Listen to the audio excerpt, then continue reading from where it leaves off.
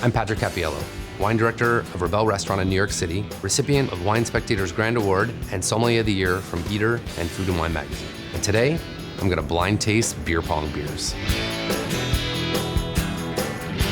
For me, when I'm looking for a beer pong beer, I try to find something that's light, crisp, refreshing. It's not like you're looking for an IPA or a wheat beer or something fancy. I mean, you know, it's beer pong. So we're not looking to reinvent the wheel here. We're just trying to determine which of these crap beers is the best. I'm glad to see we're using the appropriate glassware. There's like kind of a tropical, like banana. It also has kind of a wood flavor to it, like plywood. Almost. It's not extremely flavorful and it's not very long on the finish. It's okay, I would say that's like a middle ground beer. I would give this a C. Oh, Natty Ice. This is like one of the last remaining ice beers. Good value lager. Ice brewed for a naturally smooth taste. I'd agree. Doesn't say anything here about plywood aging, but I'm still gonna stick with that. I think that's what's going on. 5.9% alcohol.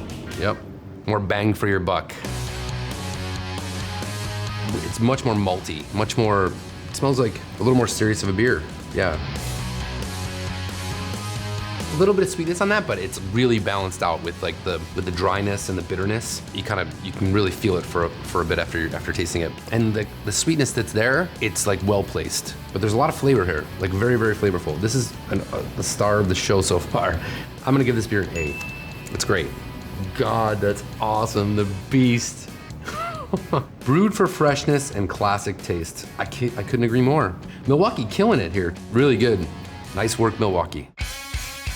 Alrighty.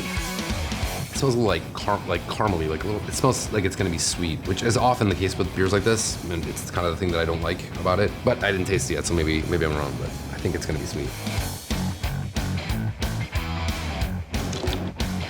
Yeah, it's so sweet. Ugh. A little sweetness on the attack, and then it just like disappears. Also, the bubbles in that are a little like, it's kind of like flat already. I feel like it got flat really quickly. Not great, not delicious. That's like a D- for me. That's too bad. Oh, Bud Light, bummer. That makes sense. I feel like Bud is always the sweetest of the frat boy beers. Sorry, Bud. You gotta tone back the sugar and add a little more gas. All right. Wow, these fills keep getting bigger. You guys trying to get me drunk? It smells kind of malty.